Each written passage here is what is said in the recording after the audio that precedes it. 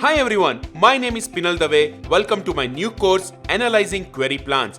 I am a SQL Server performance tuning expert at SQLauthority.com. To solve any problem, it is critical that we have correct root cause of it. Similarly, if you have a slow performing SQL Server queries, analyzing query plans is like finding root cause of your poorly performing queries. This course gives you a comprehensive view of major components of analyzing query plans. You just need a basic understanding of SQL Server for this course.